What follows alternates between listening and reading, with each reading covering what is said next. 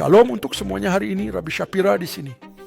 Ya, saya berjanji akan memberikan sebuah video nubuatan terakhir kepada saudara, dan saya telah memberikannya. Tetapi di tengah malam saya terbangun, saya menyalakan berita, dan itu adalah Paus. Dia berbicara kepada miliaran orang Kristen di seluruh dunia. Saya harus memberikan peringatan kepada saudara. Video hari ini tidaklah mudah. Saudara lihat topi ini di kepala saya. Saya memakainya karena di sekeliling saya ada banyak sekali antisemitisme. Bahkan membuat video ini sekarang pun membuat kami menjadi target. Tetapi demi kebenaran, pada tanggal 25 Desember tahun 2025 saya merilis ini kepada saudara agar saudara mendengar kebenaran hari ini. Saya membuka berita dan saya mendengarkan Paus. Dan Paus membahas tentang kelahiran Yesus, atau dalam bahasa Ibrani disebut Yeshua, di perbukitan dingin Yudea dan Samaria. Saat ia diletakkan di palungan, Paus melanjutkan dengan kata-kata yang menakjubkan untuk menjelaskan sesuatu yang ingin saya sampaikan kepada saudara hari ini. Bukan dari Rabbi Shapira, tetapi langsung dari Paus sendiri. Dan dia berkata, saudara-saudara terkasih, sejak firman itu menjadi daging, kemanusiaan kini berbicara, berseru dengan kehendak Elohim sendiri untuk menjumpai kita. Firman itu telah mendirikan kemahnya yang rapuh di antara kita. Lalu bagaimana mungkin kita tidak memikirkan di saat Natal ini tentang tenda-tenda di Gaza yang selama berminggu-minggu terpapar hujan, angin, dan dingin? Apakah saudara mengerti Paus menyamakan Yosef dan Maria yang berdiri di tengah dingin dengan penderitaan rakyat Palestina? Saya ingin mengatakan sesuatu. Saya memang bekerja dengan banyak orang Katolik, dan saya tidak mengatakan bahwa semua orang Katolik itu buruk. Itu sama sekali tidak benar. Namun pemimpin mereka saat ini yang merupakan pemimpin paling berpengaruh dalam kekristenan, apakah saudara setuju atau tidak, telah membawa isu Palestina ke dalam hari paling kudus dalam agama Kristen. Teman-teman, ini melampaui avodah zarah. Ini melampaui segala sesuatu yang menyerupai kebenaran dalam bentuk apapun. Paus yang berbicara tentang penderitaan dan kebaikan yang akan dibawa Yeshua ke dunia serta pengharapan di dalam Dia, tidak berbicara tentang penderitaan orang Kristen. Tidak, dia memilih untuk secara terang-terangan berbicara tentang penderitaan rakyat Palestina yang saat ini sedang berdiri di tengah dinginnya cuaca dan hujan lebat tanpa diberi makan sama sekali. Ini teman-teman, bukan hanya sekadar antisemitisme, tetapi juga penyelewengan terhadap diri Yeshua sendiri dan penyelewengan terhadap kebenaran. Sekarang izinkan saya memberikan kebenarannya agar saudara mengetahui fakta yang sebenarnya saat ini. Fakta-fakta ini bukan berasal dari saya, melainkan dari Open Doors Ministry, sebuah pelayanan yang berfokus pada penganiayaan terhadap orang Kristen di seluruh dunia. Saya mengutip beberapa angkanya untuk saudara. Lebih dari 380 juta orang Kristen mengalami tingkat penganiayaan yang tinggi selama tahun 2025. Selain itu, pada tahun 2025, sebanyak 4.476 orang Kristen telah dibunuh, 7.679 gereja telah dibakar, dan lebih dari 4.744 orang Kristen telah dipenjara. Teman-teman, apakah hal itu disebutkan dalam Midrash Paus? Paus Sang Singa angka 14. Oh ya, ingat itu. Tidak, dia tidak mengingatkan dunia tentang orang Kristen yang dianiaya. Dia juga tidak mengingatkan dunia tentang hal berikut, bahwa 1 dari 7 orang Kristen di seluruh dunia sedang dianiaya. 1 dari 5 orang dianiaya di Afrika, dan 2 dari 5 orang dianiaya di Asia. Tidak, dia tidak menyebutkan ini. Dia memilih untuk menyebutkan orang Palestina dan Muslim yang menderita, bukan orang Kristen.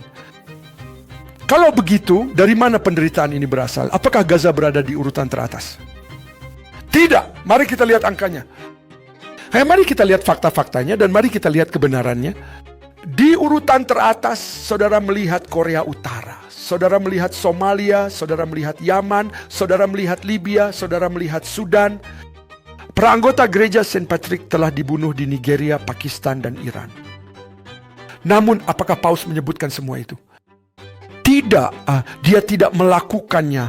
Dia memilih untuk menyamakan Yeshua sendiri dengan penderitaan Palestina. Sungguh memalukan. Dan mungkin itu akan terjadi di kemudian hari. Bisa kita lihat Gaza nanti. Mungkin mereka tidak masuk 10 atau 20 teratas. Mungkin di urutan 29 atau 30. Nomor 29 Niger. Mungkin nomor 31 Meksiko atau Oman, atau mungkin Ethiopia atau Kamerun atau Turki atau Kolombia atau mungkin Chad atau Yordania. Ini dia daftar 50 teratas, teman-teman. Pernahkah saudara bertanya-tanya di mana posisi Israel dalam daftar ini? Apakah umat Kristen menderita di Israel? Saya kira tidak. Lihat daftar di kiri atas. Korea Utara. Apa sebenarnya yang mereka derita? Komunisme.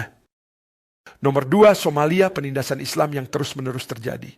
Nomor 3, Yaman, penindasan Islam. Nomor 4, Libya, penindasan Islam. Nomor 5, Sudan, penindasan Islam. Nigeria dan Pakistan menghadapi penindasan Islam yang berkelanjutan. Apakah Paus menyebutkan salah satu dari hal-hal itu? Tidak, dia tidak menyebutkannya.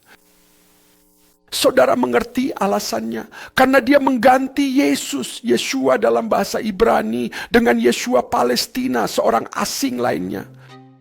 Lihatlah peta penderitaan mereka yang membela ajaran Kristus. Dan ini adalah peta panas. Sekarang perhatikan baik-baik wilayah Timur Tengah. Perhatikan semua warna merah itu. Mungkin saudara bertanya-tanya, yang mana Israel? Coba saudara memperbesarnya. Saya ingin saudara melihat lebih dekat. Oh benar, saudara tidak bisa melihat kami karena kami hanyalah titik kecil di peta yang diincar dunia untuk dimusnahkan. Namun benar, itu ada di sana. Lihat baik-baik, itu berupa titik putih kecil. Kenapa warnanya putih? Karena satu-satunya titik putih di Timur Tengah, satu-satunya tempat yang benar-benar memiliki terang dunia, yang memiliki Yeshua di sana, yaitu putih. Artinya tidak ada penganiayaan. Israel tidak masuk dalam 50 besar, 100 besar, atau bahkan 500 besar karena tidak ada penganiayaan di Israel. Lihat faktanya adalah saudara telah dibohongi. Yesus bukan orang Palestina dan Israel bukan penindas atau penjajah.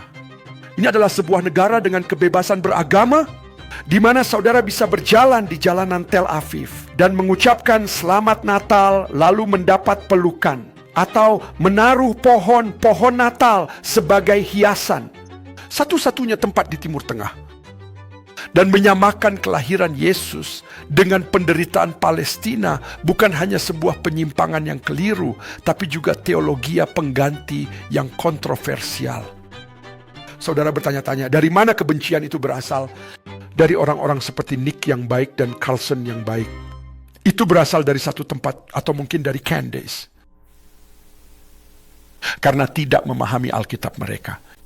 Tidak memahami akar permasalahan dan tidak mengetahui kebenarannya. Jadi izinkan saya menjelaskan kepada saudara hari ini dan setiap umat Katolik di luar sana yang berpihak kepada Paus dan setiap umat Kristen. Karena pada hari ini umat Kristiani saya berbicara kepada saudara. Ya, dan saya katakan pada saudara, berdirilah teguh untuk Yeshua yang sejati. Saudara ingin merayakan Natal? Bagus. Pergilah ke seluruh dunia dan ceritakan kepada mereka tentang Raja Yahudi itu.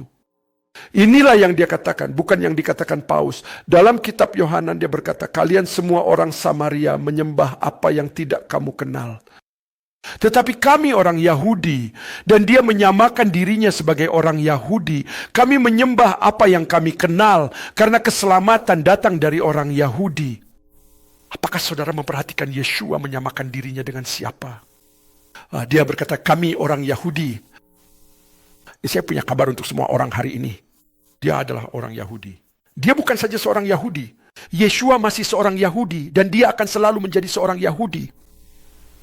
Dan berani-beraninya kalian menggantikannya hari ini dengan citra Palestina, yang mana hal itu teman-teman merupakan dosa besar yang tak ada ampunannya. Dan saya berdoa hari ini agar ketika orang-orang pergi ke gereja mereka dan menyanyikan Silent Night dan Noel, dan menyanyikan semua pujian dan lagu Natal yang indah, saya berdoa hari ini saudara-saudara agar kita semua mengingat identitas Yahudinya. Dia mengidentifikasi dirinya sebagai Yahudi. Dan celakalah mereka yang menyamakannya dengan orang Palestina. Dalam kitab Yohanan dan kitab Matius kita membaca inilah silsilah Yeshua. Hamasyiach, anak Daud, anak Abraham. Abraham memperanakan Ishak, Ishak memperanakan Yakub, Yakub memperanakan Yehuda dan saudara-saudaranya. Adakah yang bertanya, siapakah dia? Adakah yang bertanya, di mana hatinya? Adakah yang bertanya, di mana kesetiaannya? Umat Kristiani, sadarlah, dan hari terbaik untuk saudara sadar adalah pada hari Natal, karena inilah kata-kata terakhir Juru Selamat saudara. Oh Yerusalem, Yerusalem, engkau yang membunuh nabi-nabi dan melempari dengan batu orang-orang yang diutus kepadamu.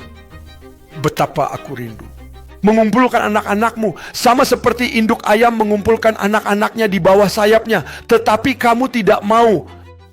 Sesungguhnya rumahmu ini akan ditinggalkan dan menjadi sunyi sampai engkau berkata, Baruch haba bishem Adonai, diberkatilah dia yang datang dalam nama Adonai. Saudara-saudara, hari ini adalah hari terbaik untuk mengingat. Dan jika saudara benar-benar merayakan Natal, maka saudara perlu merayakan hari ini sebagai fakta bahwa seorang raja Yahudi, bukan raja Kristen, tetapi raja Yahudi, akan segera kembali ke dunia. Dan dia akan kembali ke dunia untuk menghakimi saudara sebagai Mesias Yahudi, bukan sebagai teroris Palestina yang mengenakan kefiyeh. Hari ini saya menantang saudara semua, jangan sekali-kali mendengarkan gereja yang murtad dan sesat. Jauhkanlah dirimu sepenuhnya dari iman Kristen yang murtad dan menyesatkan ini. Dan jadilah bagian yang tak terpisahkan dari eklesia yang sejati. Pilihlah Israel, pilihlah bangsa Yahudi yang diberkati. Dan pilihlah Yeshua hari ini, di hari Natal ini. Saya menantang saudara untuk melakukannya.